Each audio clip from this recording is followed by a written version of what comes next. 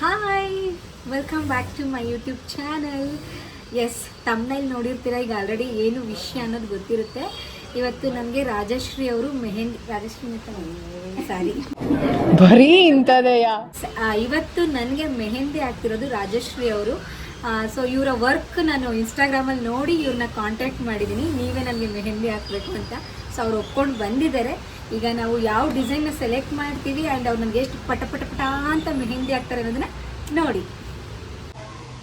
ನಿಮಗೆ ಎಲ್ಲಿ ಕಂಫರ್ಟಬಲ್ ಅಲ್ಲೇ ಕೂತ್ಕೊಳ್ಳಿ. ನಾನು ಇಲ್ಲಿ ಕೂತ್ಕೊಳ್ತೀನಿ, ಅವರು ಒಂಚೂರು ಈ ಕಡೆ ಕೂತ್ಕೊಂಡ್ರೆ. ನಾನು ಈ ಕಡೆ ಕೂರ್ಲಾ? ಅಂದರೆ ಸ್ವಲ್ಪ ತಿರುಗ್ಬಿಟ್ಟು ಹಾಂ, ನೀವೆಲ್ಲಿದ್ದೀರೋ ಅಲ್ಲೇ ಈ ಕಡೆ. ಓಕೆ.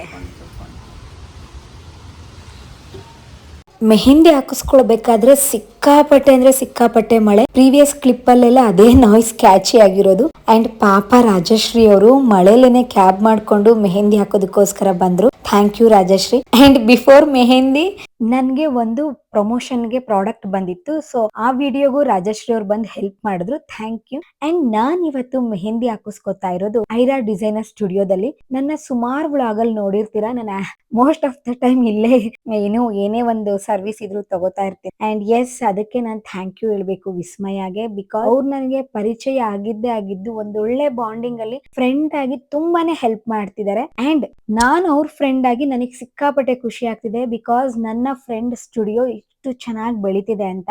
ಈಗ ವಿಸ್ಮಯ ಅವರು ಇನ್ನೊಂದಷ್ಟು ಜಾಸ್ತಿ ಕಲೆಕ್ಷನ್ಸ್ ಗಳು ಹಾಕಿದ್ದಾರೆ.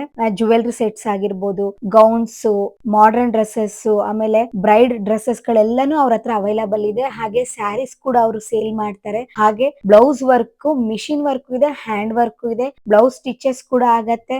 ಒಂದೇ ಕಡೆ ಕಂಪ್ಲೀಟ್ ಒಂದು ಫಂಕ್ಷನ್ಗೆ, ಒಂದು ಈವೆಂಟ್ಗೆ ಏನೇನ್ ಬೇಕು ಎಲ್ಲಾನು ಹೆಣ್ಮಕ್ಳಿಗೆ ಇಲ್ಲಿ ಅವೈಲಬಲ್ ಇದೆ. ಹಾಗೆ ಗಂಡ್ಮಕ್ಳಿಗೂ ಕೂಡ ಅವರು ಡಿಸೈನ್ ಮಾಡ್ತಾರೆ. ಬೇಕಾದವರು ಕಾಂಟ್ಯಾಕ್ಟ್ ಮಾಡಿ. ಹಾಗೆ ಇನ್ಸ್ಟಾಗ್ರಾಮ್ ಕೂಡ ನಾವೆಲ್ಲ ಸ್ಕೂಲ್ ಕಾಲೇಜ್ ಓದ್ಬೇಕಾದ್ರೇನೆ ಯಾವ್ದಾದ್ರು ಒಂದು ಡ್ರಾಯಿಂಗ್ ಬಂದ್ರೆ, ಈ ಬಯಾಲಜಿಲ್ ಆಗಿರ್ಬೋದು ಅಥವಾ ಕಾಲೇಜ್ ಓದ್ಬೇಕಾದ್ರೆ ಯಾವ್ದೋ ಒಂದು ಡಯಾಗ್ರಾಮ್ ಆಗಿರ್ಬೋದು, ನೆನ್ಪಿಡ್ಕೊಳ್ಳೋದಕ್ಕೆ ಎಷ್ಟು ನೆನ್ಪು ಅನ್ನೋದಕ್ಕಿಂತ ಹೆಚ್ಚಾಗಿ ಅಲ್ಲಿ ನೋಡ್ಕೊಂಡು ಇಲ್ಲಿ ಬರೆಯೋದಕ್ಕೇನೆ ಒದ್ದಾಡ್ತಿದ್ವಿ. ಅಂಥದ್ರಲ್ಲಿ ಎಷ್ಟು ಸರಾಗವಾಗಿ ಆ ಬೊಂಬೆಗಳನ್ನೆಲ್ಲ ಚಿತ್ರ ಬಿಡಿಸ್ತಾ ಇದ್ರು ಗೊತ್ತಾ ರಾಜಶ್ರೀ ಅವರು.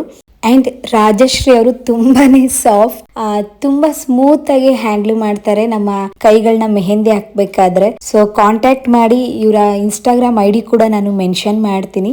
ಸೀರಿಯಸ್ಲಿ ತುಂಬಾನೇ ಚೆನ್ನಾಗಿ ಜೆಲ್ ಹಾಕ್ತಾರೆ. ಫ್ಯಾಮಿಲಿ ಪರ್ಸನ್ ಅಂತಾನೆ ಅನ್ಸತ್ತೆ. ಅಂಡ್ ಇನ್ನೊಂದೇನು ಅಂದ್ರೆ ಇವರು ಕೂಡ ಮಂಗಳೂರವರೇನೆ. ಸೊ ಕೇಳಿ ಖುಷಿ ಆಯ್ತು. ಕಟೀಲು ಅವ್ರಂತೆ. ಸೊ ಕಟೀಲು ದುರ್ಗಾ ಪರಮೇಶ್ವರಿ ಅವ್ರಿಗೆ ಯಾವಾಗ್ಲೂ ಒಳ್ಳೊಳ್ಳೆ ಆರ್ಡರ್ನ ಕೊಡ್ಲಿ ಅಂತ ವಿಶ್ ಮಾಡ್ತೀನಿ. ಸೀಮಂತ ಯಾವಾಗ ಅಂತ ಹೇಳ್ತಾ ಇದ್ರಲ್ಲ, ಇನ್ನು ಜಸ್ಟ್ 2 days ಅಲ್ಲಿ ಇದೆ ಸೀಮಂತ. ನನಗಂತೂ ಸಿಕ್ಕಾಪಟ್ಟೆ ಲವ್ ಆಗೋಯ್ತು ಈ ಮೆಹಂದಿ ಮೇಲೆ. ಆ್ಯಂಡ್ ಈ ಡಿಸೈನ್ಸ್ ಎಲ್ಲ ಕಂಪ್ಲೀಟ್ ಅವರೇ ಆಗ್ತಿರೋದು. ಯಾವುದೇ ಪ್ರಿಂಟೆಡ್ ಆಗಲಿ ಏನು ಯೂಸ್ ಮಾಡ್ತಾ ಇಲ್ಲ.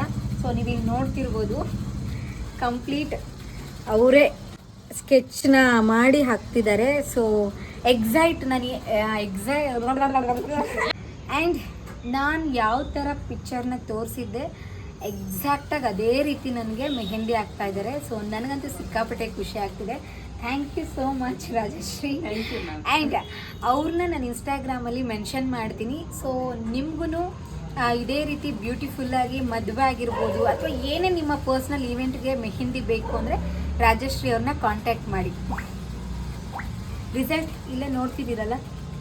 ಎಸ್, ಆರ್ಟಿಸ್ಟ್ ಆದಮೇಲೆ ಶೂಟಿಂಗ್ ಅನ್ನೋದು ಬಿಟ್ಟರೆ ನನಗೆ ಮೆಹಂದಿ ಹಾಕಿಸ್ಕೊಂಡಿರೋದೇ ನೆನಪಿಲ್ಲ ನನಗೆ. ಬಿಕಾಸ್ ಮಜಾ ಭಾರತಾಗೆ ನಾನು ಎಂಟ್ರಿ ಆಗಿದ್ದು 2019 ಅವಾಗಿಂದನೂ ನಾನು ಮೆಹಂದಿ ಹಾಕಿಸ್ಕೊಳ್ಳೋದಕ್ಕೆ ಆಗಲಿಲ್ಲ.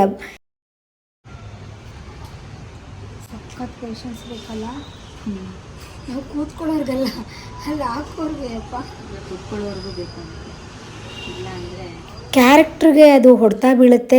ಯಾರು ಮೆಹಂದಿ ಹಾಕಿಸ್ಕೋಬೇಡಿ ಅಂತ ಹೇಳಿದ್ರು. ಸೊ 1 year ಮಜಾ ಭಾರತ ಮೆಹಂದಿ ಹಾಕಿಸ್ಕೊಳ್ಳಿಲ್ಲ. ಅದಾದ್ಮೇಲೆ ಕೊರೋನಾ ಅಂತ ಹೇಳಿ ಲಾಕ್ಡೌನ್ ಆಯ್ತು. ಅವಾಗ್ಲೂ ನಾನು ಮೆಹಂದಿ ಹಾಕಿಸ್ಕೊಳ್ಳೋದಕ್ಕಾಗಲಿಲ್ಲ. ಅದಾದ್ಮೇಲೆ ಒಂದಾದ್ಮೇಲೆ ಒಂದು ಸೀರಿಯಲ್ ಅಲ್ಲಿ ಬಿಸಿ ಆದೆ, ಅದ್ರಲ್ಲೂ ಮೆಹಂದಿ ಹಾಕಿಸ್ಕೊಳಕ್ ಆಗಿಲ್ಲ. ಅಂಡ್ ಫೈನಲಿ ಇವಾಗ ನಾನು ಮೆಹಂದಿ ಹಾಕಿಸ್ಕೊತಿದ್ದೀನಿ. ಇನ್ಫ್ಯಾಕ್ಟ್ ನನ್ನ ಮದುವೆ ಟೈಮಲ್ಲೂ ನನಗೆ ಮೆಹಂದಿ ಹಾಕಿಸ್ಕೊಳಕ್ ಆಗಿರಲಿಲ್ಲ. ಬಿಕಾಸ್ ಅವಾಗ ನಾನು ಸುಂದ್ರಿ ಸೀರಿಯಲ್ ಮಾಡ್ತಾ ಇದ್ದೆ ಉದಯ ಚಾನಲ್ ಅಲ್ಲಿ. ಫೈನಲಿ ಎಷ್ಟು ಖುಷಿ ಆಗ್ತಿದೆ ಗೊತ್ತಾ.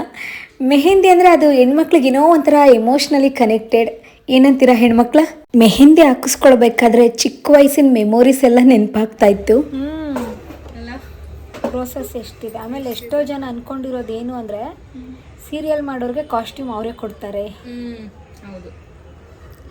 ನಮಗೆ ಕೊಡಲ್ಲ.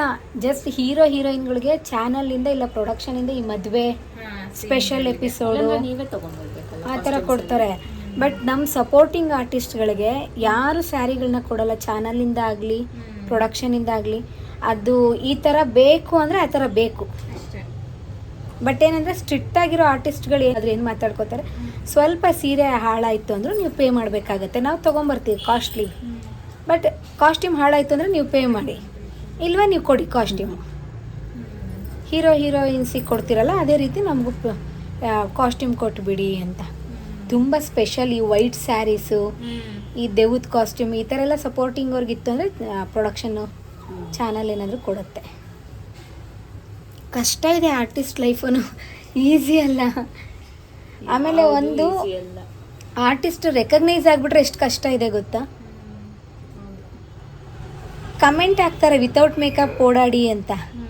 ಕೆಲವರು ವಿತೌಟ್ ಮೇಕಪ್ ಓಡಾಡ್ಬಿಟ್ರೆ ಅಲ್ಲಿ ಹಂಗಿದ್ದೀರಾ ಇಲ್ಲಿ ಹಿಂಗಿದ್ದೀರಾ ಆ ಕೇಳೋರ್ಗೆ ಒಂಚೂರು ಮೇಕಪ್ ಮಾಡಿಬಿಟ್ರೆ ಅವ್ರಿಗೇನೆ ಕಂಡುಹಿಡಿಯೋಕ್ಕಾಗಲ್ಲ ವಿತೌಟ್ ಮೇಕಪ್ಪು ವಿತ್ ಮೇಕಪ್ಪು.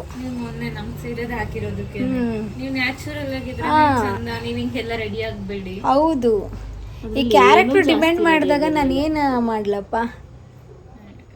ಆಮೇಲೆ ಮಿಡಲ್ ಕ್ಲಾಸ್ ಕ್ಯಾರೆಕ್ಟರ್ಗಳು ಸಿಕ್ಕಿದಾಗ ಏನಾಗ್ಬಿಡುತ್ತೆ, ಇಲ್ಲಿ ನೋಡಿ